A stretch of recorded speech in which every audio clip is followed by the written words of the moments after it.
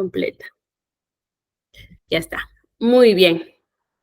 Espero que tengan bonita noche, hayan estado tranquilos hoy y lo importante es que ya están aquí dispuestos para poder aprender, para poder conversar también de este tema que es bastante interesante. ¿Bien? Ok, permítanme un ratito. Ahí está. Estoy con el teléfono por si acaso se corte. Listo.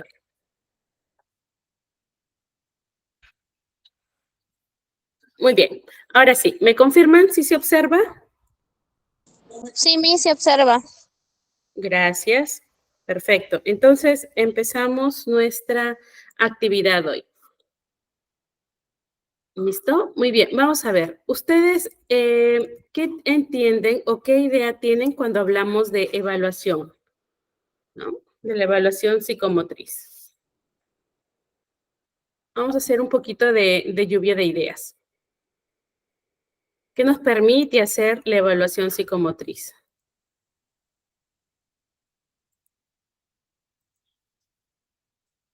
Maestra, toda evaluación nos permite diagnosticar algo. Ok, diagnosticar. Muy bien. ¿Qué más nos permitirá? Antes de diagnosticar, ¿qué hacemos? Observar, mis. Bien, observar. Luego, cuando observamos, ¿qué estamos haciendo? Evaluando. Ya, identificando, ¿verdad? Valorando las habilidades o de repente las dificultades. Ujú. Entonces, la evaluación psicomotriz es este proceso que nos va a permitir que nosotros podamos identificar, puntuar o valorar habilidades que tenga el niño en el área psicomotriz, ¿verdad? Entonces, ¿qué habilidades abarca? Movimiento, coordinación, el equilibrio, la lateralidad, el uso de la lateralidad, también la orientación espacial y temporal, y el esquema corporal y la tonicidad muscular. Entonces, cuando hablamos de evaluación psicomotriz, se hace una evaluación física más que todo, ¿verdad? Aquí no han dicho nada ni emocional ni cognitiva, netamente movimiento, coordinación. ¿Listo? Entonces, en esta tercera sesión vamos a trabajar lo que es la evaluación psicomotriz, no con la intención de que nosotros salgamos de la clase y ya digamos, ok, yo ya sé hacer la evaluación psicomotriz. Hay que tener en claro que hay profesionales que están especializados para hacer esta evaluación. La clase es con fines educativos, con fines informativos, ¿ok? Entonces, el objetivo de esta clase es que nosotros nos podamos, permítanme un ratito, por favor.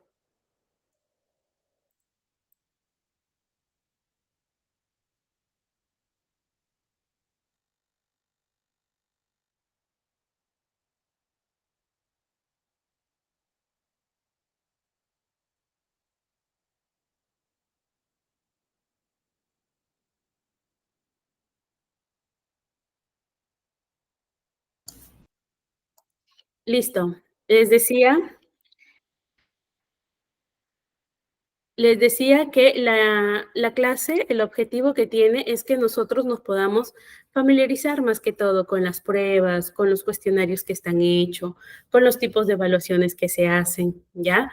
También que podamos comprender de pronto algunos términos, para poder comprender los resultados que se obtienen de estas pruebas. No vamos a ver una prueba, un informe de evaluación, por si acaso, pero la idea es que nosotros vayamos conociendo los términos, ¿ya? También reconocer cuán importante es la evaluación psicomotriz y que no es solamente una vez que va y se evalúa, sino que es un proceso continuo. Y sobre todo tener esta información o este bagaje de términos o vocabularios para que nosotros también podamos darle la devolución constructiva a los padres, ¿no? No dejarlos más confundidos de repente a los padres o a los cuidadores, sino también saber leer, saber interpretar los resultados para que podamos ponerlos en práctica las recomendaciones que se puedan realizar. ¿Listo? Entonces, vamos viendo como parte de la introducción que la evaluación, pues, es este proceso que nos va a permitir identificar y valorar las habilidades del niño. Ya estamos viendo allí en qué áreas es la que nos va a permitir hacer la evaluación. Entonces, este proceso fundamentalmente nos va a permitir comprender y analizar el desarrollo integral, ¿ya?, del individuo. Sobre todo se va a centrar en la interacción entre lo psíquico y lo motor. Por lo tanto, hoy vamos a explorar el universo de herramientas, métodos, vamos a conocer un poquito cuál es el método de evaluación que va desde la entrevista, la observación y las pruebas o la evaluación. ¿Ok? Entonces, recuerden, ¿quiénes son los que hacen las evaluaciones? ¿Quiénes son los que se encargan de evaluar? Psicomotricistas, especialistas en psicomotricidad, psicólogos sí, pero que estén especializados también en lo que es el desarrollo infantil, sobre todo en la psicomotricidad. Terapeutas ocupacionales o fisioterapeutas. También son los que pueden hacer la evaluación, ¿ya? Y algunos educadores que hayan sido también especializados o entrenados en esta rama, en psicomotricidad. ¿Listo? Entonces, recuerden, no porque ya estoy llevando esta clase, hago la salvedad, vamos a poder hacer las evaluaciones. Vamos a poder tener en cuenta de repente alguna habilidad que no está conforme a la edad del niño, que no va de acuerdo al plan evolutivo, ¿no?, que tenemos cada uno. Ya lo veíamos en la clase anterior. Entonces, sí es importante que nosotros conozcamos los hitos o la evolución psicomotriz que tiene cada persona, el ser humano en realidad, y que en base a ello podamos ir viendo si es que hay un retraso o hay una sobreestimulación de estas habilidades. Bien, entonces vamos a, como dije, ya familiarizarnos con los términos y vamos a ir conociendo ahorita cuál es el objetivo que tiene el hacer la evaluación psicomotriz. Bien, entonces el objetivo es simple, nos va a permitir identificar si es que hay algún retraso en el desarrollo psicomotor del niño. Por lo tanto, vamos a poder determinar el nivel del desarrollo psicomotor. El nivel de desarrollo psicomotor. ¿Qué más nos va a permitir? Por acá. Nos va a permitir que nosotros podamos detectar ya dificultades, retrasos en el desarrollo, de repente hay dificultades en la interacción social, o que el niño a raíz de su poca movilidad no puede participar en actividades cotidianas. Bien. Entonces, también a través de la evaluación vamos a poder identificar estos problemas tempranamente.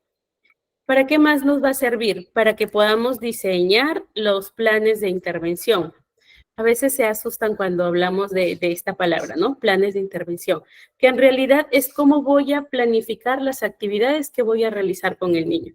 Algo así como cuando nosotros en la escuela planificamos el día, ¿no? Planificamos qué actividad, qué tema vamos a trabajar, cuál es la motivación, el objetivo, las competencias que se van a trabajar. Entonces, parecido se hace la planificación, ¿no? La intervención. Entonces, planifico en intervenciones personalizadas que me ayuden a trabajar justamente estas habilidades que están en dificultad o en retraso.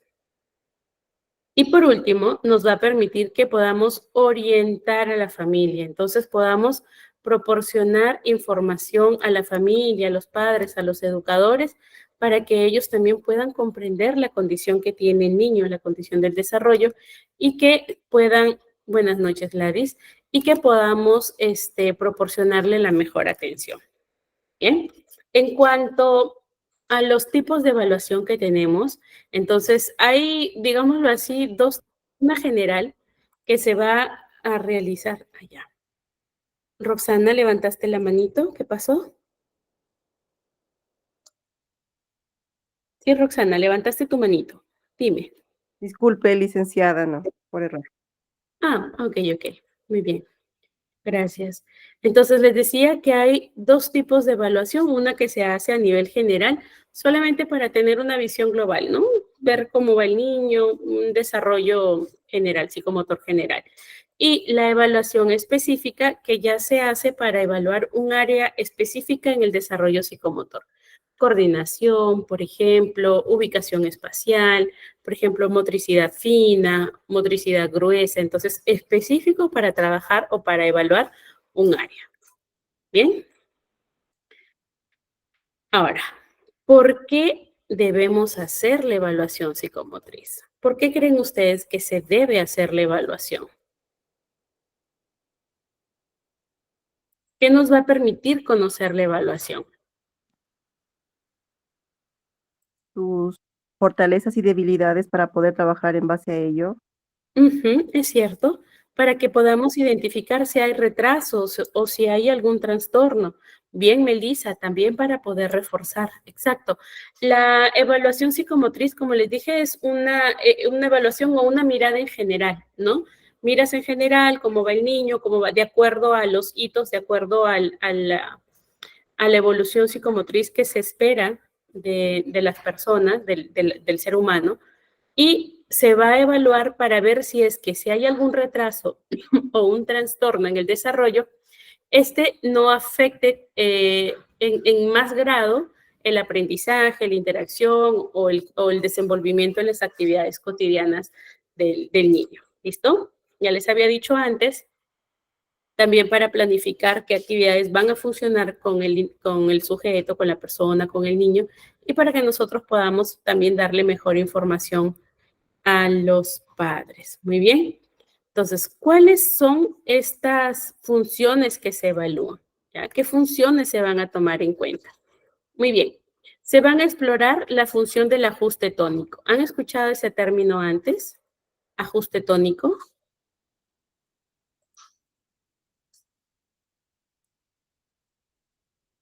¿Sí? ¿Han escuchado antes ajuste tónico? ¿No?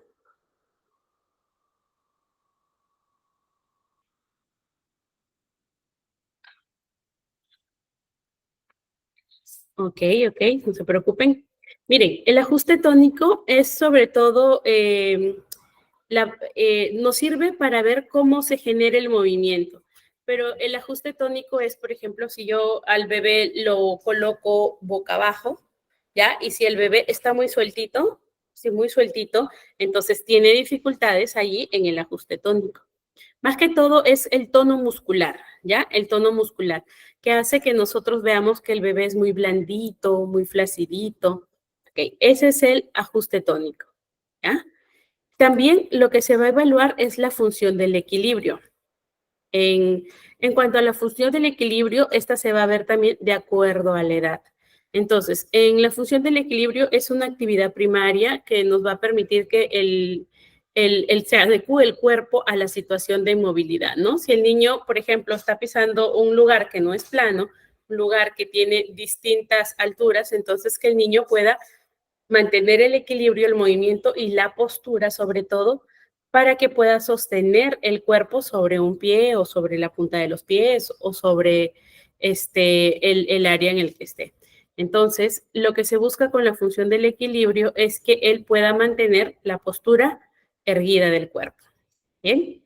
En cuanto a la coordinación dinámica general, que tiene que ver con el desplazamiento, ¿no? Con el correr, con el trepar, con el rectar, con el gatear, con el caminar. Entonces, también se hace una evaluación allí. Coordinación dinámica en general. Y luego con la coordinación fina. Ya la coordinación fina tiene que ver con la función de controlar movimientos mucho más precisos y más finos, ¿no? Sobre todo con la mano. Entonces, garantizar el movimiento, por ejemplo, de prensión, de presión, nos va a ayudar a prevenir problemas más tardecito con la dificultad de escribir, por ejemplo. ¿Ya? Y el otro es la lateralidad, que en este aspecto o esta evaluación se hace para ver cuál es el predominio corporal del niño, ¿ya? De sus segmentos. Cuando hay un atraso de la lateralidad, entonces se nota incapacidad o falta de organización, por ejemplo, orientación del niño en estructuración, ¿no? Aquí, ¿se acuerdan que al principio estuvimos viendo dos conceptos que veíamos cuál era la representación del cuerpo, ya, representación del cuerpo y ahora era representación del espacio. Son dos términos. ¿Sí recuerdan que hablábamos de esos términos?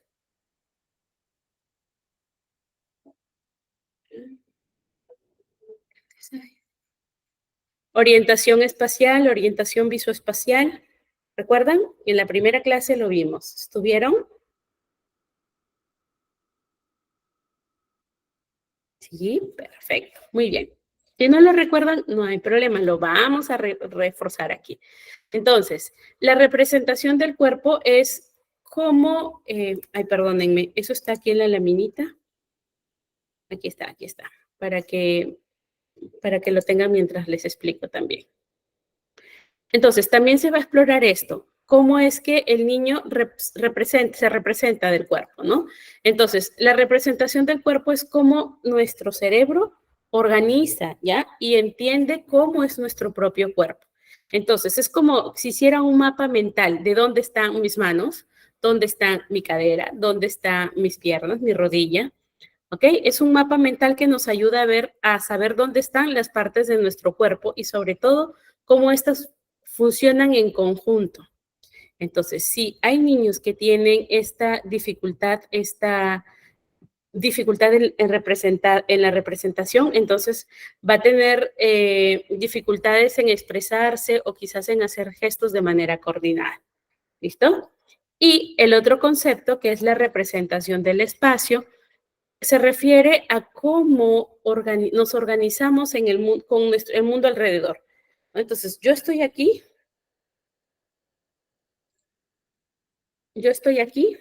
¿listo? Este papelito soy yo y cómo me muevo respecto a mi entorno, ¿ok? Entonces, aquí lo que vamos a ver es cómo, por ejemplo, o identificar si el niño se ubica donde están las cosas en relación con él. Si están cerca de él, lejos de él, o que entienda conceptos como delante, atrás, derecha, izquierda, arriba, abajo, ¿ok?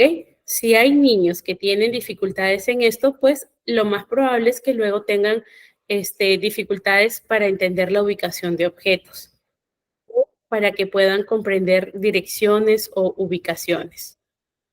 ¿Ya? Por acá hay un mensajito. Ah, sí, me decía.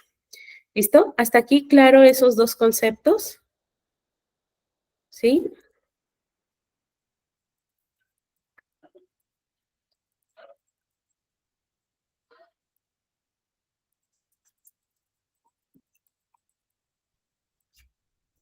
¿Vamos bien hasta allí? ¿Sí? ¿Preguntitas? ¿Consultas? ¿Vamos bien? Listo, gracias Roxana. Muy bien. Ahora, mejor les hago la preguntita. ¿Cuáles creen ustedes que son los motivos por los cuales se piden mucho más o las consultas son más frecuentes? Digámoslo de esta manera. ¿Cuáles son las alertas que más reconocen en cuanto al desarrollo psicomotriz?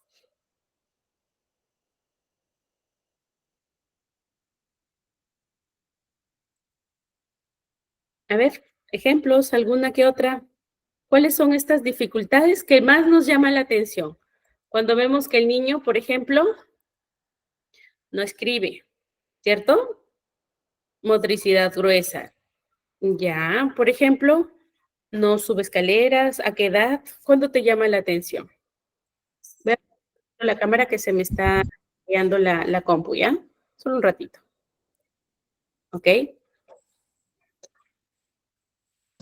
Mis buenas noches. Yo tenía un alumno que cuando corría, por ejemplo, él parecía que se iba de lado, así se iba para el costado, para el otro lado y no se mantenía estable. Entonces ahí la dificultad estaba en el equilibrio, ¿cierto? Sí, O en la coordinación también. ¿Qué más? ¿Qué otra dificultad podemos identificar?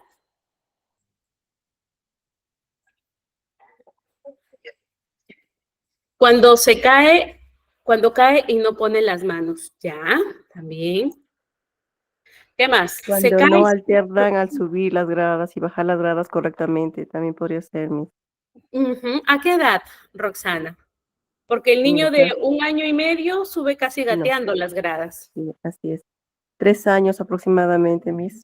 3, 4 años, ya allí sí puede ser una dificultad. Pero si es al 1 año y medio, 2 años, No. todavía no. Todavía. Ujú. Ok, ¿qué más? ¿Qué más puede ser?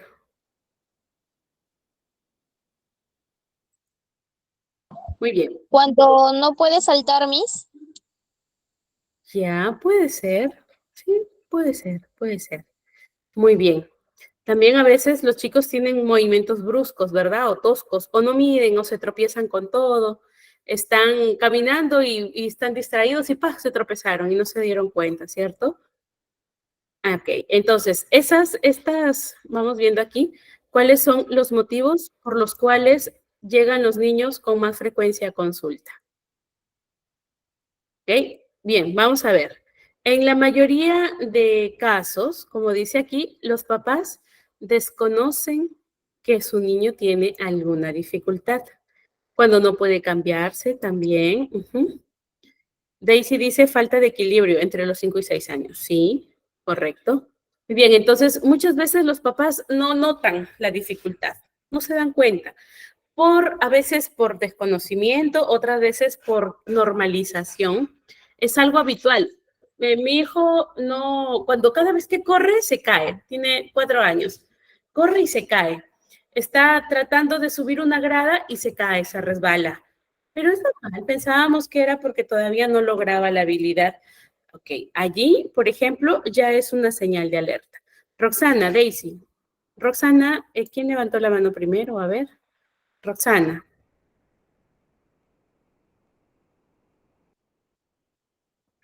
Dinos, Roxana, coméntanos.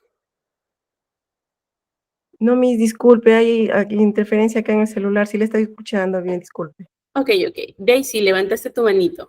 Sí, bueno, yo he podido observar a niños que, bueno, de 3 así a 4 años o hasta 5 que se caían y aparte que había como en sus pies estaba un poco metido, un pie estaba metido al otro. No sé si eso también Así, sería como un factor claro para que no tuvieran un equilibrio o si corren se caen, o por sea, la en pisada. cada momento, claro porque el Sí, pie como que está metido en el otro y pues puede que cuando está corriendo ya se interfiera y se caiga. sí, sí, de hecho que sí, pero eso ya va más que psicomotor, es digamos lo biológico, porque a veces es cuando los niños nacen con pie bot, creo que le llaman, que es metidito, Ujú. ¿ya? O pie así, entonces tienen dificultades. A veces no es completa el trastorno o la condición, pero a veces tienen así metidito. Puede ser una dificultad también en cuanto ellos empiezan a trabajar su motora gruesa con mayor precisión, ¿no? O se incrementa la dificultad de las actividades. ¿Qué más? ¿Qué más han observado?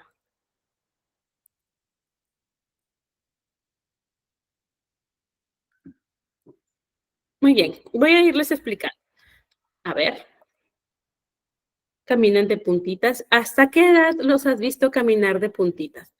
Porque entre el primer hasta los de 2 años y medio, más o menos, casi llegando a los 3, caminan de puntitas. 4 años. Ah, ok, ya. 4 años ya no deben caminar de puntitas. Ujú. Muy bien. Y mira, y si al caminar de puntitas se asocian otras conductas, como por ejemplo, aleteo, balanceo, sensibilidad a sonidos o a texturas, ya te va dando alerta de algo. Ausencia de lenguaje, entonces ya te va dando señales o alertas de que ahí puede haber una dificultad del neurodesarrollo, no siempre, pero ya son alertas, ¿no? Son las banderitas que vamos identificando. ¿Quién más levantó la manito? Ya, Roxana las tenía levantaditas. Listo. Ok, entonces vamos, les decía, muchas veces los papás no se dan cuenta. A veces es porque alguien les dice, ¿no? Que ayuda, que acudan a una evaluación, el profesor, la tutora, un familiar, porque a veces no notamos, vemos tan normal eso, estamos tan acostumbrados a ello que no identificamos que pueda ser una dificultad, salvo que los papitos ya tengan experiencia con hijitos mayores, ¿no? Entonces, ¿cuáles son estos motivos de consulta que son más frecuentes? Cuando hay dificultad en la motricidad gruesa. Cuando el niño empieza a caerse, por ejemplo, ¿no? O de repente el papá nota que hay un retraso en el desarrollo, ya el niño no habla, tiene 3 años y no tiene vocabulario, o el niño ya tiene 2 años, año y medio y no camina, no gatea, no sigue instrucciones, por ejemplo, no va avanzando en sus habilidades. Entonces, allí va a consulta. Por otro motivo, movimientos bruscos también, presenta dificultades en la motricidad fina, por ejemplo, no logra coger la cuchara y comer solo, no coge lápices, ¿no? O de repente es muy lento, es muy letárgico al hacer las cosas, o lo hace todo apurado y ni siquiera se concentra, ya está aquí, por acá, por allá, y ya no hizo nada, ¿no? Parece que hizo todo, pero no hizo nada. Entonces puede ser que también empiezan a tener esta conducta retadora o no respeta límites, no sigue instrucciones, o lo contrario, ¿no? Es muy inhibido, es poco demandante. Entonces, esos también son motivos por los cuales van a consulta. El no seguir límites es el hacer caso omiso a solicitudes, ¿verdad? O desafía demasiado. De repente usa ambas manos, ¿ya? Para realizar actividades lúdicas o escolares. No se viste, ni se cambia solo, ni se asea solo, no se pone zapatos. También puede ser. Y lo último, bueno, hay más, yo les voy diciendo. También es porque no se concentra, no presta atención, no avanza con las tareas escolares, por ejemplo. Entonces, esas son también algunas dificultades. Otro puede ser, por ejemplo, ya el niño más grandecito, ya cuando está entrando en la edad de la escritura, la lectoescritura, ¿no? 6, 7 años. Y el niño no escribe, no lee, confunde mucho las palabras o no le va bien con las matemáticas, tiene bajo rendimiento académico. Allí también puede que vaya por los trastornos que puedan surgir o pueden surgir por esto, puede ser algún trastorno del aprendizaje, disgrafía, dislexia, discalculia. O como les decía, puede ser que tenga algún retraso del desarrollo comunicativo o social, ¿ya? Entonces, hay varias cosas. Pueden ser temas psicomotores, temas emocionales, dificultades conductuales. También puede ser, mi niño llora mucho, lo llevan a consulta, ¿no? O el niño se aísla demasiado, es muy irritable, no juega, ya tiene 5 años y el niño juega solo, no interactúa, o mira, estuvo mejorando en el lenguaje y ahora ya no tiene nada de lenguaje, se aísla. Entonces, allí también se llevan a consulta. ¿Listo? Roxana, o Daisy, levantaste la mano. Sí, sí, yo conozco, bueno, a una niña que está en tercero, cuarto de primaria, pero que no reconoce, o sea, sabe los números, pero cuando le dices en forma de desorden, no lo reconoce. Y también está muy mal porque a comparación de un niño que está ya en cuarto o quinto de primaria, ya debe saber más que nada los números, hasta un aproximado, un amplio, ¿no? En Operaciones. cambio, claro, en cambio se le dificulta mucho sobre por ejemplo, el abecedario también se le dificulta, el poder reconocer trabadas y algunas sílabas también se le dificulta. ¿Y su Eso lenguaje? su lenguaje es normal, habla bien, pero en el reconocimiento, en el tema de la parte cognitiva de poder hacer algún tipo de actividad que tenga que ver en el ámbito académico, pues se le dificulta bastante. También tengo un sobrino que ya está en lo que es en secundaria, pero también se le dificulta mucho lo que es en la parte de las matemáticas, y eso ha sido constante desde primaria. ¿Tendrá algo que ver con la falta de estimulación a nivel cognitivo? Puede ser. Podría ser que también esté sufriendo alguna condición de dificultad de aprendizaje o podría estar comprometido su coeficiente intelectual.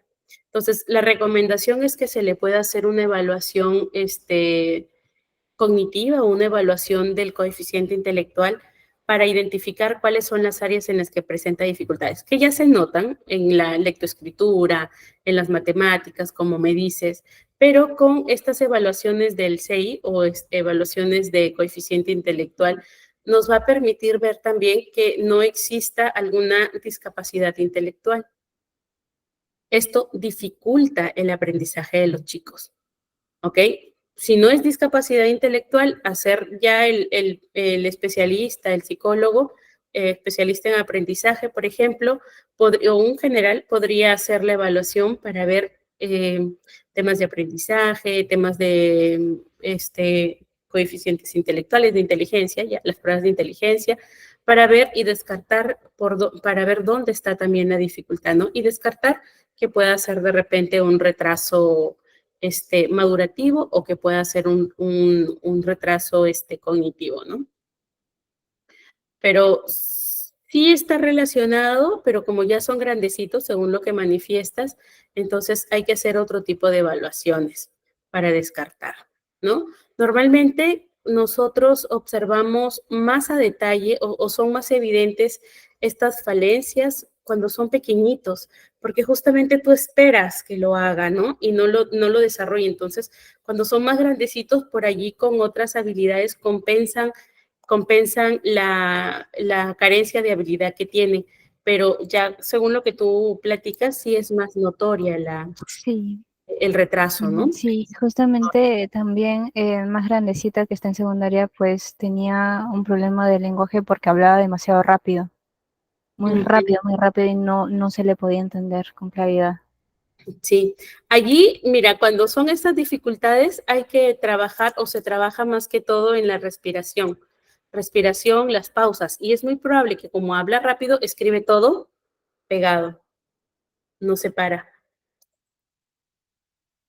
Entonces, hay que hacer las evaluaciones. En cuanto a la niña que habla muy rápido, hay que enseñarle la respiración, ¿no? Para que pueda ir respetando sobre todo los tiempos en el habla y luego ya en la escritura. ¿Cuántos años tienes? Bueno, el que tenía problemas, aunque bajó un poco del problema del lenguaje, pues ya está en secundaria, ya está Está en en tercero de secundaria. secundaria. Ujú, Lo sigue presentando en algunos casos también, ese tipo de poder hablar demasiado rápido y que no se le puede entender, como un ujú. trabalenguas, así, demasiado Sí, rápido. allí la dificultad está en el ritmo del habla, o sea, ¿cierto?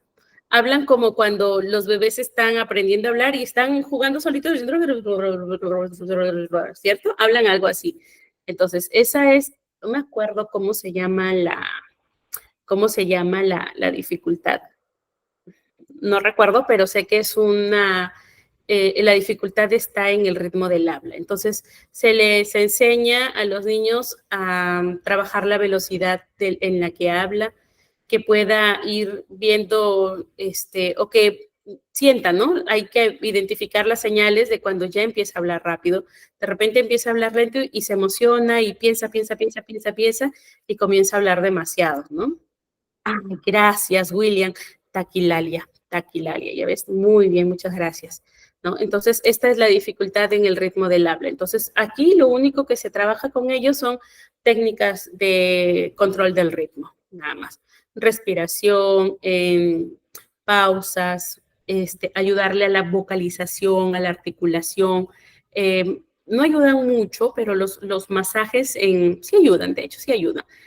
Un fonoaudiólogo o un terapista de lenguaje de repente va a decir, no ayudan, no ayudan, pero ayudarles a relajar los músculos que se usan en el habla puede enseñarle a que ellos también puedan identificar en su cuerpo, ¿no? Cuando empiezan a hablar muy rápido, los músculos se empiezan a tensar, entonces que vaya identificando eso.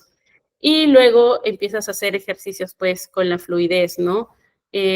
Para ver su habla fluida. Entonces, que te cuente historias, que te cuente cuentos, y ya si ves que empieza, tú tienes que esperar a calmar. ¿Sabes por qué les comento de esto? Mi sobrinito, el penúltimo, tenía esta dificultad. De hecho, está muy asociado a trastornos de lenguaje, a problemas de lenguaje. Él tenía esta dificultad de que omitía muchas palabras, dentro de su habla fluida, omitía muchas consonantes, omitía muchos fonemas, y para compensar hablaba muy rápido. Entonces, la terapeuta le dijo que tenía esta dificultad. Me acuerdo mucho del ritmo del habla y de las técnicas que trabajaban con él, pero no me acordaba del taquilalia, ¿no? Esta es la condición, taquilalia. Entonces, allí simplemente ir trabajando con el tema de la fluidez, la respiración, y eso es cuando es leve. De ahí hay unos casos que sí es necesaria que un terapeuta de lenguaje o un psicólogo aborde la condición, porque, como les dije, muchas veces es para compensar. Y se compensa, entonces esto está más ligado a la parte emocional, ¿no? Entonces detrás de la taquilalia pueden haber dificultades emocionales, estrés, ansiedad, baja autoestima, ¿verdad? Entonces, eso por ahí ya me fui del tema, pero gracias por la pregunta y gracias por el término que nos has enseñado hoy día. Muy bien, ok. Gracias, William. Entonces, ahorita vamos a ir viendo ya esta parte del método, ¿no? ¿Cómo es que se llega? Ya después de conocer la importancia, en qué nos va a beneficiar el hacer las evaluaciones, cuáles son las condiciones muy, muy típicas. Voy a parar aquí un ratito en esto del método porque quiero presentarles una presentación que encontré que a mí me parece, pero buenísima, excelentísima. Como es material preparado por otra persona, no está bien acuñarlo y decir es mío y mandárselos como mío, pero se los voy a compartir por el grupo de WhatsApp y ahorita les muestro rapidito nada más para concluir el tema de la evaluación, de la evolución psicomotriz, ¿ya? Permítanme solo un segundito para abrirlo. Yo lo abrí ahora. Ok. Abrir con... Listo. Muy bien. Confírmenme si es que se ve, por favor. Sí, Miss. Listo. Perfecto. Gracias. Muy bien. Miren, esto es solamente para que ustedes luego vayan reforzando, ¿ya? Reforzando lo que ya hemos visto hace un ratito de cuáles son las dificultades que suelen presentarse durante el crecimiento y el desarrollo del niño. Entonces, esta presentación es de una neuróloga, de hecho está buenísima porque tiene todas las fotos, ya con ustedes con fotitos se van a ir dando cuenta. Pero, por ejemplo, aquí dice, cuanto más lejos esté un niño del promedio de edad, ¿no? Cuando tiene que adquirir, es decir, cuanto menos función tenga, más lejos de la edad, es más grave, ¿ya? Es más dificultoso poder, se hace más severo, digámoslo así, el diagnóstico. Entonces, vamos a ir viendo aquí cuáles son los signos de alarma. Solo unos 10 minutitos lo vamos a checar, ¿ya? Vamos a revisar. Ya ustedes lo van, a medida que van reforzando esto, le van dando mayor lectura, lo estudian con más detenimiento. Miren, aquí, por ejemplo, nos va a ir mostrando, yo al final de la presentación se les he puesto lo de los estadios motor según la teoría del desarrollo de Piaget, ¿ya? De Jean Piaget. Hay 4 estadios. Entonces, en esta presentación lo van a ver que lo dividen por estadios y empiezan desde los 0 meses, desde el recién nacido. Entonces, nos va mostrando qué es lo patológico. A esa edad, el niño ya tiene un reflejo. Lo vimos en la clase anterior cuando veíamos las bases neuropsicológicas de la psicomotricidad, ¿no? Entonces, hay un reflejo. Entonces, si el niño tú le mueves por aquí y el niño voltea, ¿verdad? Tiene un reflejo del cuellito, siempre lo voltea. Entonces, esto es lo normal, lo que se espera. El reflejo del cuello tónico, el que si le pones un objeto dentro de la mano, el niño lo presiona, el reflejo de prensión. Si tú coges, voy a usar mi vaso, pero si tú coges al bebé y las piernitas están acá y el bebé hace como si estuviera caminando en el aire, a ese se le llama reflejo de la marcha, que va a desaparecer a los 2 meses o casi a la 6ª semana, y el reflejo del moro, que es cuando el niño reacciona levantando, abriendo los brazos y las piernas cuando siente que se cae, ¿verdad? Como el efecto de paracaídas. Eso es, digámoslo así, lo normal, ¿cierto? Lo normal.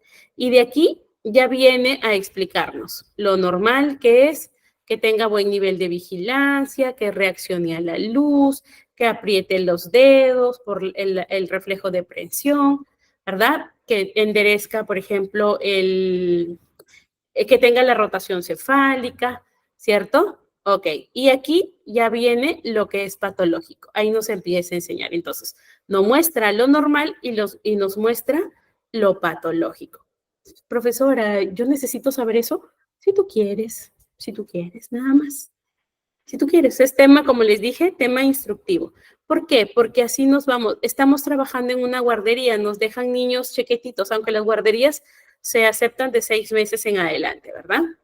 En algunas. Entonces, yo veo un bebé a los 6 meses con esta posición, como si estuviera abiertito, no puede juntar las piernitas. Yo veo, ok, aquí hay algo que está raro, ¿cierto? Hay algo patológico. No le decimos raro, acá hay algo patológico.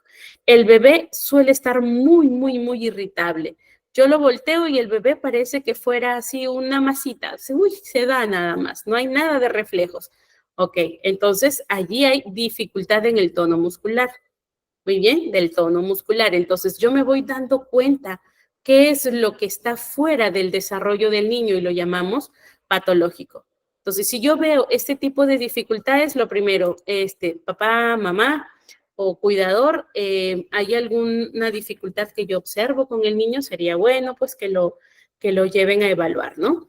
De hecho, este tipo de condiciones se van a dar cuenta al toque porque los bebés llevan un control, ¿no? Al menos aquí en Perú le llamamos el control de niño, ¿cómo le llaman? Niño sano, creo que le llaman. Entonces llevan su cartillita y van viendo cuál es el control, niño sano, ¿verdad? Entonces, se van a dar cuenta las enfermeras, las técnicas, los doctores si hacen el control de estas dificultades y al toque lo van a derivar. Pero en el caso de que estemos en una ciudad donde no se haga eso o lo vemos antes del control, entonces podamos irlo identificando. ¿Listo? Ahí le va a ir mostrando, miren, de 1 a 3 meses y luego le muestra lo patológico. Y empiezan a hablarle también de lo que es lo emocional también. Entonces, llanto excesivo, irritabilidad persistente, tiene que ver con lo emocional, no tanto con lo físico.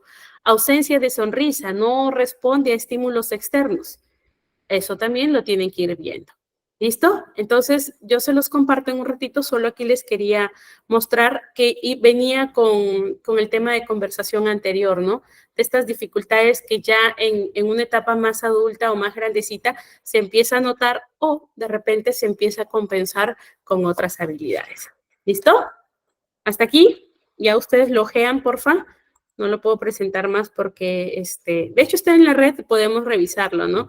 Pero es información súper, súper, súper valiosa, al menos para mí. ¿Listo? Entonces ahí lo van checando. ¿Bien? Por acá había de uno que sí me... Acá, por ejemplo. Al tercer año ya los chicos se van a la escuela. Entonces, ¿qué debe saber el niño? ¿No? Por acá. Miren, ¿qué debe hacer? Ya debe entender conceptos de formas, ¿verdad? Triángulos, cuadrados, círculos, rectángulos. ¿Qué más debe conocer al tercer año? Ya debe saber la ubicación corporal, dónde está su cabeza, dónde está su pierna, dónde está su ojo, ¿no? ¿Qué más? Perfecciona el trazo, ¿verdad? Se inicia el dibujo, conoce del 1 al 10, ya va contando. entiende de los colores primarios, colores básicos, empieza a socializar, el juego se hace más en conjunto, ¿verdad? Empieza a tener más emociones, de repente tiene arrebatos de emociones desbordadas, empieza a jugar mucho más con otras personas, está en la época preguntona, ¿por qué? ¿Y por qué? ¿Y cómo es? ¿Y para qué es? ¿Y cómo así? ¿Cierto? Ok, entonces vamos viendo, aquí está, me encanta esta presentación, está bien bonita. ¿Ya? Entonces, aquí vamos viendo cómo es que el niño, ya si quieren más gráfico, cómo es que va creciendo. ¿Bien? ¿Qué es lo que se espera? Y de ahí ya te va dando los signos de alarma. Miren, de 12 a 18 meses. ¿Qué debería hacer? Ya empieza a caminar, ya se interesa en actividades o en juguetes y comienza a responder ante los estímulos con mucho más, con mucha más conciencia. Entonces, aquí está lo normal, ya rehúsa, dice no, sí, quiero, abraza, repite las acciones, ya va incrementando el lenguaje, ¿verdad? Hace, la composición de sus palabras son bisílabas, ¿verdad? Al menos 10 palabras tiene, coge objetos con las manos, va mejorando su marcha, puede subir escalones, así lo veíamos, ¿no? Nos decía nuestra compañera, cuando sube escalones así y como si gateara. Por eso les decía, ¿a qué edad? Porque hasta cierta edad es permisible, o sea, hasta cierta edad está bien, pero si a los 4 o 5 años todavía sube escalones así, ahí sí hay dificultad. Bien, entonces lo van revisando porque esto nos va a servir, de hecho, este es parte del material base que nos sirve ya para las siguientes clases, que vamos a trabajar ya la intervención, ¿no? En el área emocional, en el área cognitiva y en el área física. ¿Listo?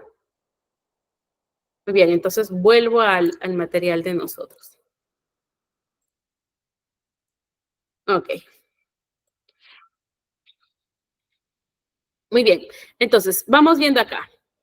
Les decía que la evaluación se realiza, digámoslo así, en 3 partes, ¿no?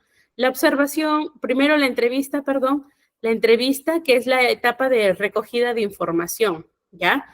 Entonces, en esta etapa de recogida de información se empieza a recopilar información del niño, cómo creció, cuándo nació, cómo caminó, qué comió, cómo fue el embarazo, en orden, lógicamente. Se recoge información del niño y del entorno familiar.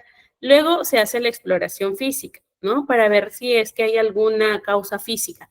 Esta exploración puede hacerse físicamente con el niño o se hace la observación, ¿ya? La observación en ambientes de juegos, en casa, en la escuela, en la misma consulta. Después de la recogida de información, que es la entrevista, luego sigue la exploración o la observación, ya viene la aplicación de pruebas. Entonces, de acuerdo a lo que yo vaya observando y recoge información, yo ya voy a tener unas hipótesis. Y de acuerdo a estas hipótesis es que empiezo a aplicar las pruebas o los cuestionarios que voy a necesitar para reforzar o para verificar la fiabilidad de la hipótesis o no. Y alguna otra prueba también para ir revisando, para ir tener digámoslo así, tampoco es que todas las pruebas son 50 pruebas, las 50 pruebas lo evalúo.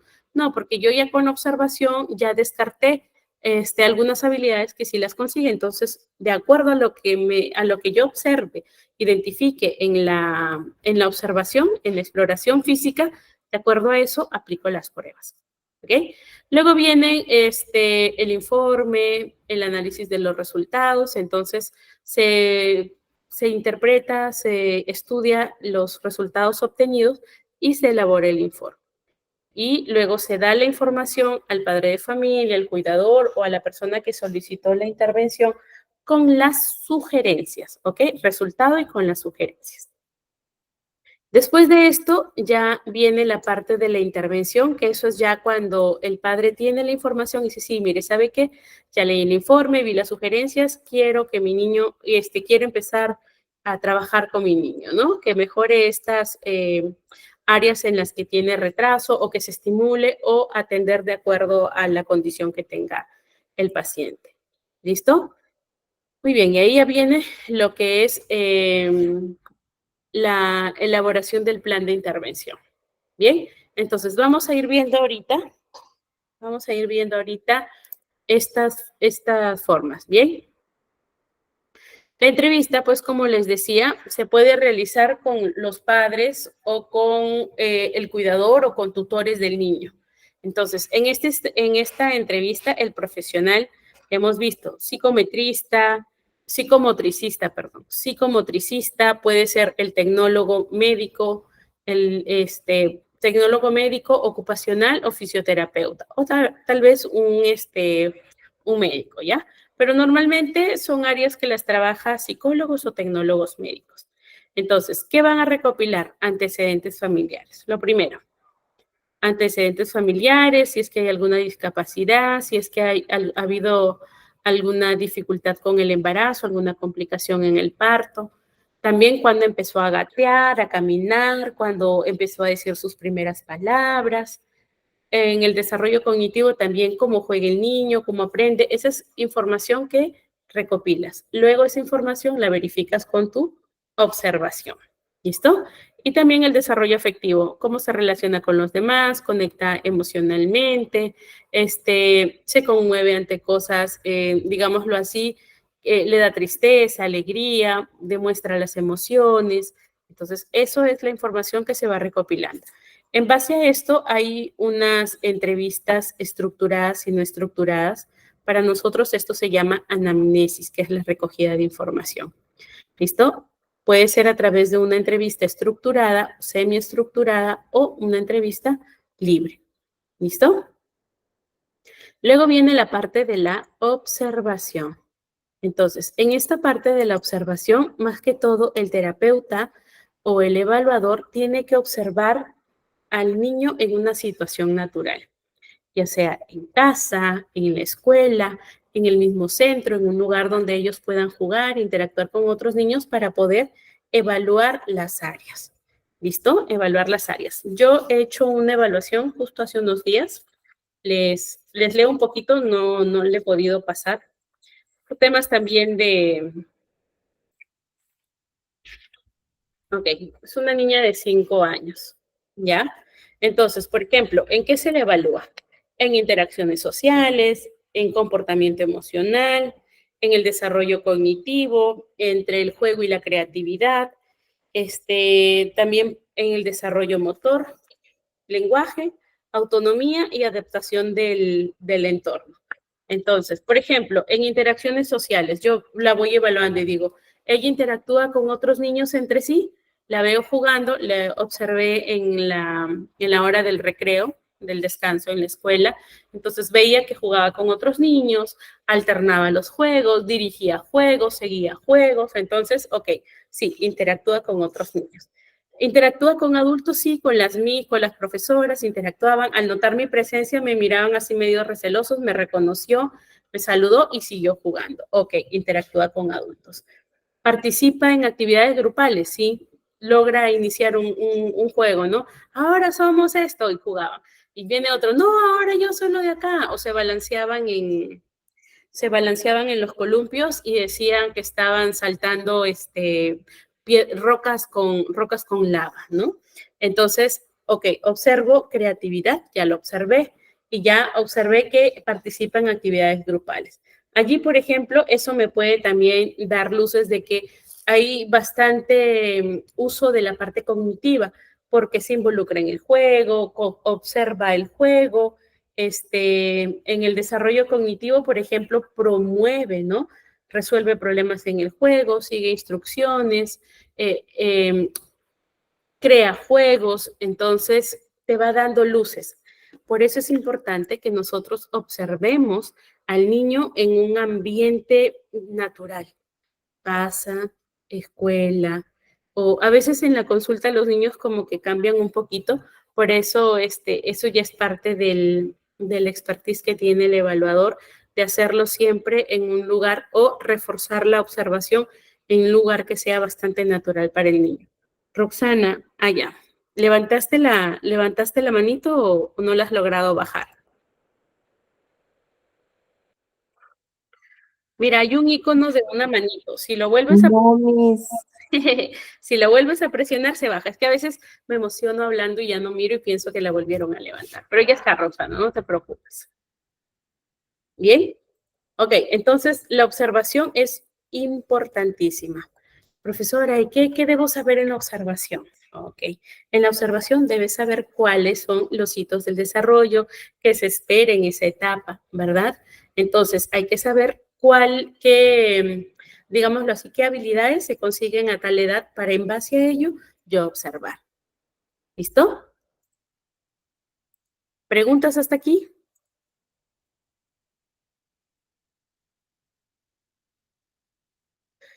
Muy bien, supongamos, ustedes están, alguno de ustedes psicólogo, estudia psicología, está practicando, está terminando, ¿sí, Daisy? Ok. Profesores, ¿hay profesores por aquí?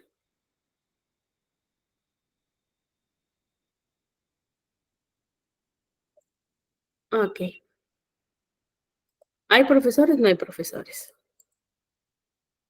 Si me escriben, ok, Wendy, gracias, de primaria, muy bien. Ya en primaria veíamos que no le dicen psicomotricidad, ¿no? Educación física le dicen. Ok, entonces, en la tercera parte ya son las herramientas de evaluación inicial. Gracias, Roxana.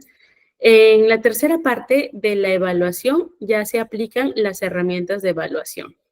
Estas, como les decía, son pruebas diseñadas para evaluar las habilidades motoras, son pruebas específicas, están de acuerdo, se tiene que trabajar de acuerdo a la edad del paciente, de acuerdo al ambiente, si es que la prueba está estandarizada, aprobada, permitida para poder hacer la evaluación en nuestro país, ¿no? En el país en el que ustedes estén.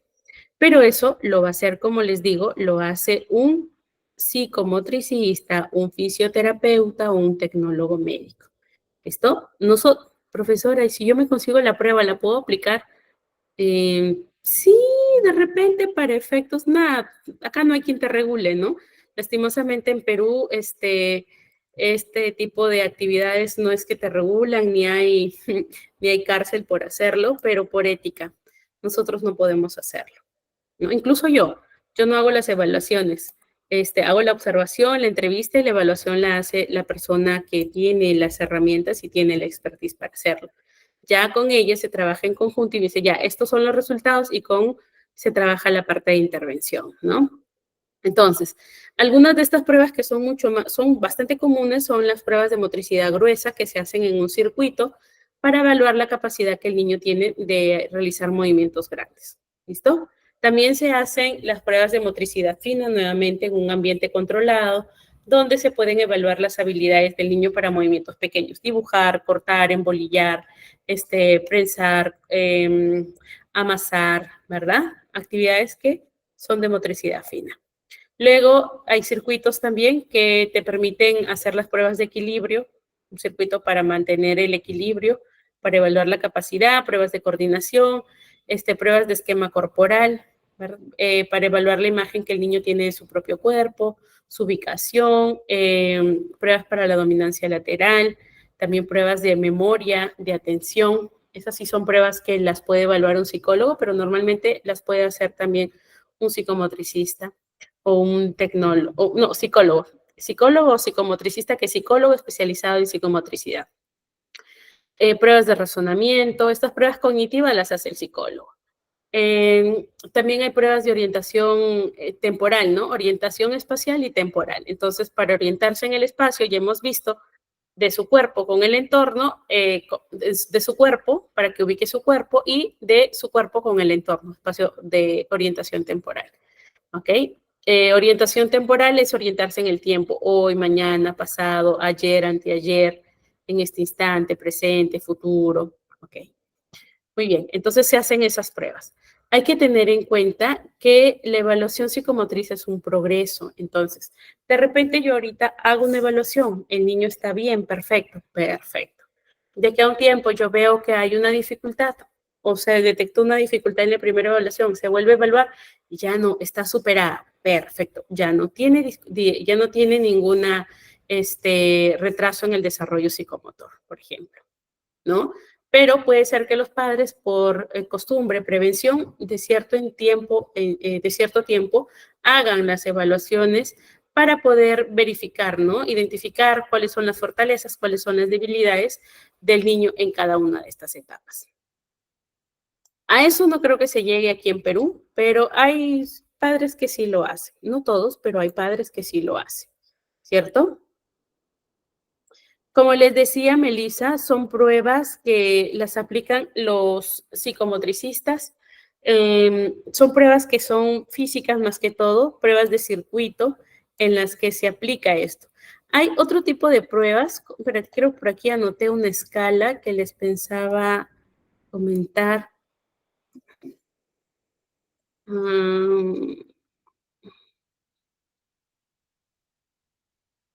ver, déjame ver, escalas, escalas, escalas. No, saqué las...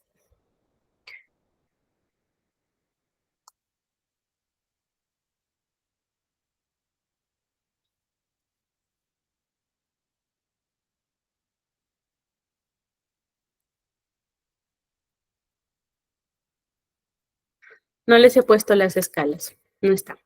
Pero como les digo, no son pruebas que nosotros podamos utilizar.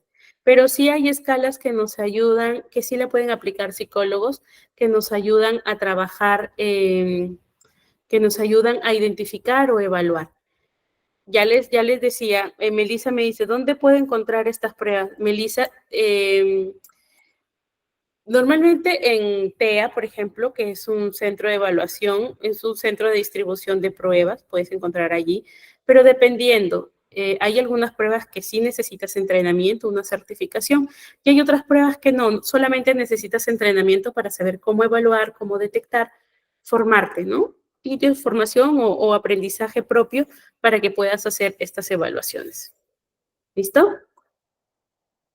Hay otras pruebas que sí las utilizan, por ejemplo, neurólogo, psiquiatras infantiles u otros especialistas, pero son pruebas, como les dije, pruebas estandarizadas o test que sí o sí requieren ser aplicados por profesionales, ¿ya? Por profesionales.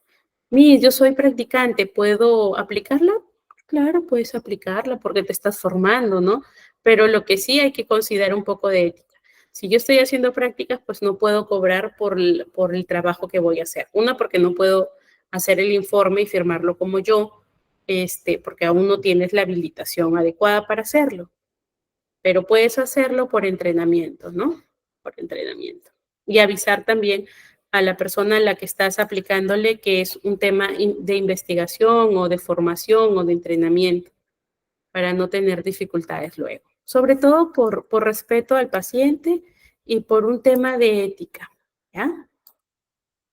Muy bien, ¿qué hay que tener en cuenta? ¿Cuáles son los aspectos generales? Ya les decía, se considera el periodo neonatal, ¿ya? Se consideran también los retrasos que puede haber desarrollado el bebé, el niño, porque pueden ser también una señal de enfermedad. Y también vamos viendo que cuando se detectan estas dificultades, pues es mucho mejor porque nosotros podemos abordarlas, ¿no? De manera temprana. Por lo tanto, va a ser mucho más efectivo el trabajo que va a hacerse, que se va a lograr. Los resultados se consiguen en menor tiempo. Recuerden mucho el término de la plasticidad neuronal, capacidad que tenemos las personas de reestructurar o rediseñar, de reorganizar las funciones del cerebro para que podamos cumplir esas funciones que de repente un área del cerebro está dañada o ya no puede trabajar, otra parte del cerebro la va a asumir. Entonces, plasticidad neuronal. ¿Qué más? Mientras más jovencitos, mientras más tiernitos, mientras más pequeña la edad que se detecte la dificultad, mejor va a ser la intervención porque no vamos a tener que desaprender para volver a aprender con el niño. ¿Ya? Hasta aquí, preguntas sobre la evaluación.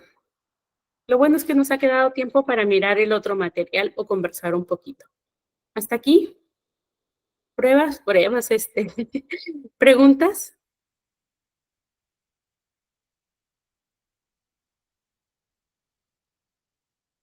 ¿Preguntas o no? ¿Va bien? Buenas noches, licenciada. Listo, se acopló, se acopló. Mi consulta es si en el caso de un PRITE, que es un programa de intervención temprana, no cuenta con psicólogo ni con terapista físico o psicomotriz, ¿quién es el responsable de hacer la evaluación psicomotriz? El maestro de educación inicial. Ellos están entrenados dentro de su formación. De hecho, en la práctica de la educación inicial, el profesor de inicial es el que hace la intervención o el trabajo psicomotriz. Casi muy pocas escuelas tienen maestro de educación física para hacer el trabajo motora gruesa. Lo hace lo hace el maestro. En algunos colegios sí hay profesor de educación física, que ellos son los psicomotricistas, ¿no? Gracias, licenciada. Pero por acá hay una pregunta que me dice, dentro del ámbito educativo, ¿se puede aplicar pruebas a los padres o de eso se encargaría el psicólogo clínico? El educativo, psicólogo educativo. ¿Ya? Sí se pueden aplicar pruebas a los papás, también depende mucho del contexto y qué objetivo se persiga con esa evaluación. Entonces, si quieres saber, por ejemplo, normalmente en las escuelas no hay psicólogo clínico, hay psicólogo que se desarrolla en el ámbito educativo. En fin, es psicólogo, ¿no? Solo que el campo de acción de la profesión es en la escuela, por eso se le reconoce como psicólogo educativo. Pero la psicología es la psicología, en el ámbito donde esté. Entonces, aquí hay que ver qué pruebas se pueden aplicar para observar o para evaluar, ¿no? El desarrollo del niño. Se pueden aplicar algunos cuestionarios sobre habilidades o de repente comportamientos del niño o algunas escalas de observación para los papás. También pueden hacerse pruebas de detección de comportamiento o de aprendizaje, pero dependiendo del objetivo, o sea, ¿qué quieres evaluar? Como les decía, hay un montón de pruebas. Todas las pruebas tienen un objetivo, un fin o una área en específico. Entonces, no porque me digan, ya, aplícale WIS a todos los niños. Ya, pero ¿por qué les quieres aplicar WIS a todos? WIS es una prueba de inteligencia, o el WISE también, ¿no? Aplícales, pero el WIP sí es para determinada edad, luego sigue el WISE y WIS. Entonces, ¿pero por qué les quieres aplicar? ¿Qué te hace tomar esa decisión? Entonces, debe haber un sustento de por qué aplicar, dependiendo del objetivo.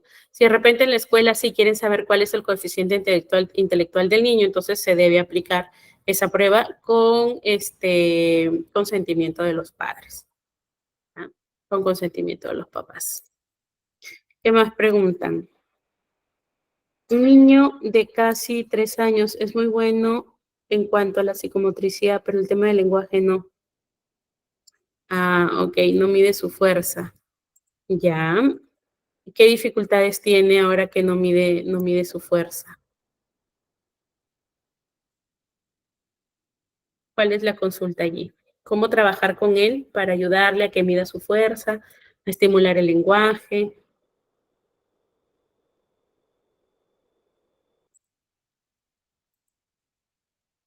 No habla. Si ya tiene 4 años, me dijiste 3 años, si no habla, sí, ya hay alerta. ¿Cuánto no habla? No dice nada, no tiene vocabulario, decide no hablar, sí habla, pero no con todos. Ya, entonces, si ya tiene dificultades en el lenguaje, sí hay que brindarle atención, porque a los 3 años ya utiliza frases simples. No quiero, eso no me gusta, ya me voy, quiero jugar afuera, dame agua, tengo hambre, dame una mandarina. Entonces ya empieza incluso a formar oraciones de 3 palabras, empieza a formular mejor las oraciones. Entonces ya hay un incremento del lenguaje y sobre todo de la comprensión del lenguaje. Frases simples, ¿no? Puede nombrar objetos, cosas, reconoce objetos. Entonces, si no hay esa comprensión, sí es urgente que se le pueda hacer la evaluación o se le brinde atención en el desarrollo de su lenguaje. Me dices que en psicomotricidad es muy bueno, entonces es bueno porque, iba a decir es bacán, porque eso le va a permitir que él pueda desenvolverse en su entorno, hacer las cosas con soltura, con fluidez, ¿verdad? Saltar, lanzar objetos, interactuar en el juego con los demás niños. Pero sí hay que trabajar con esto que me dices que no mide la fuerza, ¿ya? Es importante porque a veces los niños entienden, o el juego, de repente, el juego que ellos conocen es tosco y quieren llevar eso que han aprendido a donde conviven ahora, ¿no? Y juegan tosco y otros niños no están acostumbrados a eso. Entonces ahí comienza a generar dificultades. Entonces, si ya ves que hay falta de control en cuanto a la fuerza, entonces hay que supervisarlos y enseñarles a regular la fuerza. Hay niños fuertes. Y hay otros niños que sí no les gusta mucho ese trato, entonces enseñarle que si de repente en casa está permitido bien, pero en la escuela hay ciertos límites, ¿no?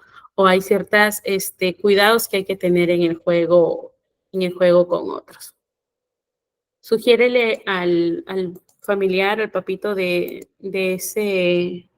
ese niño, terapista de lenguaje, especialmente terapista de lenguaje. Logopeda puede ser también, ¿ya? Logopeda, un psicólogo con especialidad en lenguaje o un tecnólogo médico especialista, tecnólogo médico en lenguaje. Ahí te paso los datos. ¿Ya? Ahí está. ¿En qué ciudad estás, Keila?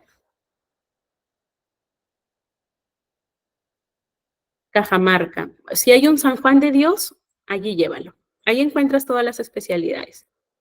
Un San Juan de Dios. Yo se los recomiendo porque son lugares que tienen todos los especialistas, están allí. Tienes tienes psicólogos, tienes psicopedagogos, tienes logopedas. A veces el logopeda reemplaza psicopedagogo. Si hay psicopedagogo, mejor. Si hay logopeda, mejor, ¿no? Pero ahí los dos pueden hacer el trabajo. Pueden tener también terapeutas de lenguaje o psicólogos con especialidad en aprendizaje y lenguaje. Entonces te ayuda bastante. ¿Bien? Ok. Muy bien. Entonces, otra preguntita. Por ahí creo que preguntaron otras. ¿Una docente de primaria puede llevar un curso de psicomotricidad? Sí, porque es como segunda especialidad. Sí, claro. Justo hace unos días busqué eso. Les paso ahorita.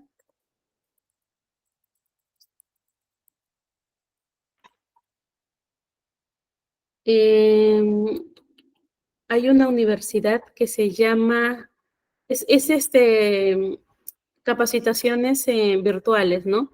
Hay un curso allí, creo que es un diplomado de 8 meses, un año. Entonces pueden buscar. Hay escuelas también de psicopedagogía que hacen este tipo de programas, ¿no? Pero así como una maestría o segunda especialidad todavía no he visto en ninguna universidad. ¿Qué especialista tiene que verlo? ¿A quién? Para que puedan hacerle una evaluación integral, un neuropediatra. Si es que tienen las posibilidades, neuropediatra. Y el neuropediatra ya deriva. Si es que no tiene para el neuropediatra, llévenlo a San Juan. Igual lo va a ver un doctor y luego deriva. Bien. Tú me dices ahorita, solo dice PAMA, 3 años. Se comunica con gestos. Entonces, sí, mejor para descartar, ¿no? Que no tenga un trastorno específico del lenguaje, un retraso del lenguaje, quizás. Muy bien, vamos a ver entonces esta parte. Ya, respondí todas sus consultas, ¿verdad? No quiero que se me quede ninguna al aire. Estamos poquitos, así que se puede hacer. Bien, vamos a ver ahorita lo que es la evolución psicomotriz. Es algo chiquito nada más. Entonces, en la evolución psicomotriz les hablaba de la teoría de Piaget, del desarrollo, ¿no? El desarrollo cognitivo. Jean Piaget habla de estas 4 etapas que son súper importantes para que nosotros vayamos viendo cuáles son las habilidades que se deben conseguir a esa edad, ¿no? En cuanto a la evolución psicomotriz, si nos centramos solo en eso, ya no solo lo cognitivo, sino también solo lo psicomotriz, entonces, en la etapa sensorio-motriz, que es la primera, desde que nace hasta los 2 añitos, entonces, allí es una etapa sensorio-motriz, dice, sensorio-motriz. ¿Por qué? Porque es una etapa donde a través de las sensaciones o de la exploración sensorial, el niño va a reflejar, va a ir aprendiendo a través de la exploración sensorial y a través del movimiento, ¿ya? Sobre todo del movimiento reflejo, porque recuerden, durante los primeros meses son reflejos, todo es reflejos. Van desapareciendo reflejos para que aparezcan otros, pero eso ya va quedando como una habilidad, ¿bien? Entonces, en la etapa sensorio-motriz, el niño va a comenzar a controlar la cabeza. Entonces, está echadito boca abajo y el niño levanta la cabecita, ¿verdad? Se empieza a sentar. ¿A qué edad se empieza a sentar? A los 5 meses ya se sienta, pero con ayuda. Hay que ponerles almohadillas o sujetadores a los lados para que el niño no haga esto, ¿verdad? No se vaya. ¿Pero a qué mes ya se sienta? A los 6 meses ya se sienta el niño. Esto ya tiene control postural, ya puede, ya se empieza a sentar, ¿ok? Controla la cabeza, se sienta, a los 8 meses, 8 para 9, empieza a gatear y a caminar entre los 12 y 14 meses. Muy bien.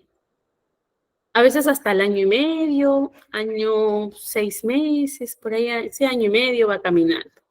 Pero normalmente 2 meses a 3 meses más del año y camina. Luego viene la etapa preoperacional, ¿no? Dentro de los 2 a los 7 años. Entonces, en esta etapa preoperacional se desarrolla lo que es la psicomotricidad fina. Entonces ya empieza a haber más coordinación de la mano, los dedos. En el primer añito, el bebé hay que dejarlos que exploren, por ejemplo, con la comida, ¿verdad? Con la comida hay que dejarlo que exploren, porque ahí empieza a trabajar su motricidad fina. Ya para entre los 2 y los 7 años, él ya va teniendo mejor coordinación de las manos y los dedos. También comienza a correr, a saltar, empieza a trepar, tira objetos, lleva objetos de un lado a otro, objetos sin peso, objetos pesados, y empieza a tener una preferencia o a mostrar una preferencia por el uso de un lado del cuerpo. Y ahí va desarrollando la lateralidad, ¿cierto? Comienza, miren, de 2 a 7 años, mucho juego simbólico. Aquí, por ejemplo, lo vas viendo cuando el niño ya tiene entre 6 a 7 años, todavía juega pim, pam, bam, ¿cierto? Tira, en su cabeza suenan muchas cosas. No habla, pero está, ¿cierto? Y las niñas juegan, ¿cierto? Ok, entonces allí vamos viendo el juego simbólico y la imaginación. A raíz de los 7 años, entrando a los 7 para los 8, ya acaba ese tipo de lenguaje, ¿ya? De juego. ¿Listo? Ya no es tan simbólico. Mi niña tiene 9 años y todavía juega así. ¿Hay algún problema? No. Solo que a esa edad ya se empieza a desaparecer. Que darle chance nada más, un poquito más y desaparece. Cuando tenga 16, 17 años, todavía juega así. ¿Hay algún problema? Ay, sí. ¿Listo? Entonces, el lenguaje se vuelve mucho más complejo, también dependiendo el entorno, el ambiente donde está. Si un chico o una chica de 15 años juega así, pero está jugando con su hermanito de 3 años, entonces no hay problema que juegue así.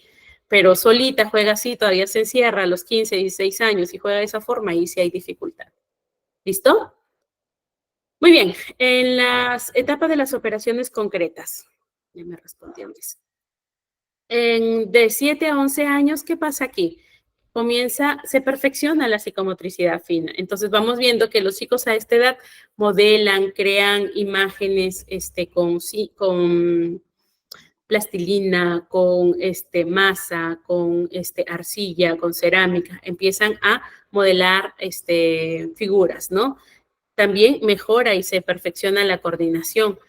Ya sabe escribir, dibuja, realiza actividades que le exigen mayor destreza manual. ¿verdad? La letra empieza a mejorar. La letra antes era de este tamaño y empieza a ser más controlada, más mejor letra, ¿no? Con caligrafía y todo. Antes una letraza y después empieza a mejorar las habilidades de motora fina. También se desarrolla mejor en cuanto a la orientación espaciotemporal y se vuelve mucho más lógico en el pensamiento, mucho más concreto el pensamiento también. Y de los 11 años en adelante, ya vamos viendo que los chicos, sus habilidades gruesas y finas están completamente conseguidas, logradas. Es más, empiezan a mostrar habilidades deportivas, habilidades artísticas. Entonces, pueden practicar deportes con más precisión, con más competencia, o hacer actividades artísticas porque ya tienen mayor habilidad. Bien. También vemos que el niño va adquiriendo mayor destreza en cuanto a su agilidad, a la fuerza, a la resistencia. Consolida completamente la lateralidad. Si antes trabajaba con las dos manos, ya en las operaciones formales ya hay una preferencia lateral. El grupo anterior me preguntaba, pero hay niños que todavía a los 11 comen o utilizan las dos manos para comer, para cortar. Que para comer sí, para vestirse sí, para cortar sí hay predominancia lateral. Para escribir, predominancia lateral, significa que de una mano lo va a hacer mejor que la otra. Puede escribir con las dos manos, pero siempre de una mano va a escribir mejor que la otra. Para peinarse puede hacerla con las dos manos, cepillarse los dientes con las dos manos. Atajar o correr siempre va a estar para el lado de la predominancia lateral. Y el pensamiento se vuelve también mucho más abstracto, más reflexivo. Los chicos son más juiciosos, pueden emitir juicios de criterio, juicios de valor. Aparece la moralidad a partir de los 11 años. ¿Okay? Entonces, es importante tener en cuenta esta evolución psicomotriz para centrarnos en qué habilidades se necesitan desarrollar de acuerdo a la etapa. Bien, aquí les he puesto también una fotito sobre los hitos del desarrollo para que la vayan viendo. Disculparán, la foto no tiene muy buena calidad porque es una foto que encontré en un hospital y le tomé una fotito para verlo. Me pareció genial. Sobre todo para que nosotros vayamos viendo cuáles son los hitos. Aquí están las 4 áreas: física, cognitiva, social y emocional, ¿ya? Social, emocional, y está el habla y la comunicación. Social y emocional está en una sola. Cognitiva, desarrolla motora o física, y está también puesta lo que es el habla y la comunicación. Entonces, ahí nos vamos a ir dando cuenta cómo es que el desarrollo del lenguaje va de la mano con lo otro, va de la mano con lo emocional, va de la mano con lo cognitivo, va de la mano con lo motor también. ¿Listo? No va a faltar el tiempo para esto, ya la revisión la hacemos porque este material lo vamos a utilizar también para la siguiente clase. Y esta tablita de aquí, que es la tablita de Heisen-Lessing, es una tablita de un material español. Es bastante práctica. ¿Se acuerdan de la tablita del niño sano? Es parecidísima. Entonces, aquí lo que nos muestra es las 4 áreas, nuevamente: lenguaje, socialización, lo que es la manipulación de objetos, ya, motora, y la postural. Entonces, en base a estas 4 áreas, 4 categorías, hace una línea de tiempo en qué edad, en qué mes se debe ir considerando, iniciando la habilidad y culminando la habilidad. El verde es que inicia, el celestito al medio es que ya está en un 70% y el celeste al final es que ya se ha logrado la habilidad en un 90%. No el 100%, 90%, porque recuerden que a partir de los 11 años ya se consolidan estas habilidades. Muy bien, esto lo vamos a revisar la siguiente clase, no se preocupen, allí está bien chiquitito, pero no se preocupen, yo les voy a enviar de aquí el material para que vayan revisando, y el día lunes que tenemos clase vamos a trabajar ya una parte de lo que es, déjenme checar para no darles mal el dato, que nos toca el lunes. Intervención psicomotriz en el aula. Entonces, allí vamos a necesitar, vayan leyendo porque la clase 4 es en parte que yo expongo y parte que ustedes van haciendo ejercicios. ¿Bien? ¿Preguntas hasta aquí?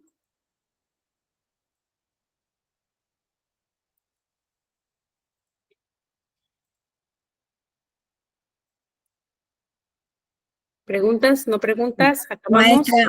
Maestra, de repente pedirle que si tiene el dato de dónde poder llevar las capacitaciones virtuales para lo Ah, que es los psicomotricista, por ya, favor, ¿me lo podría compartir? ya. Yo ahorita lo busco. UNIR te decía, que era la Muchas universidad. gracias. UNIR, UNIR Perú. ¿Unir? ¿Unir? UNIR, UNIR, sí. Ah, ok, UNIR Perú. gracias.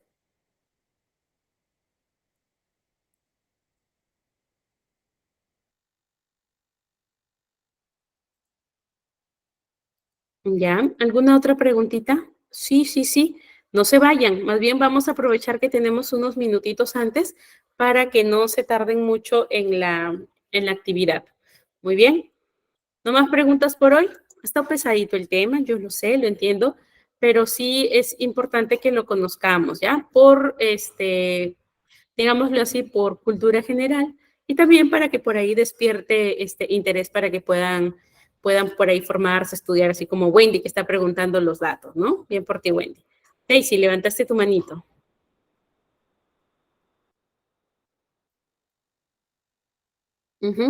Muy bien. ¿Más preguntitas? Ahorita les comparto el material. En lo que sí me van a disculpar la clase pasada les dije que les iba a compartir material adicional y se me pasó a hacerlo. Hoy le estoy enviando a nuestra coordinadora para que ya les esté alcanzando el material. ¿Listo? Cuídense mucho. Rosalinda, ¿estás por allí?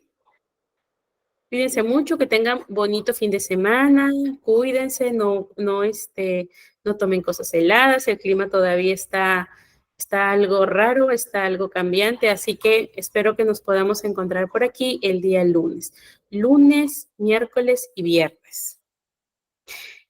Kahoot, ya ahorita les dice nuestra coordinadora. Muy bien. Wendy, gracias. Conmigo hasta el día lunes. Cuídense mucho. Chao, misita, gracias. ¿Ya? No se vayan. Uy, ¿dónde se fue? Hay que esperar, ¿no? Está por aquí. Sí, licenciada, muchas gracias por la sesión del día de hoy. Estoy teniendo inconvenientes con mi computadora. Me he conectado desde otro correo, me va a disculpar. Y también agradezco, estimados, por la sesión del día de hoy. El Kahoot vamos a tener en la 5ª sesión, no se preocupen. Vamos a desarrollar el segundo Kahoot del curso al cierre de la 5ª sesión. ¿Sí? Agradezco nuevamente tanto a la docente y a ustedes por su tiempo y por tomarse el tiempo de conectarse el día de hoy.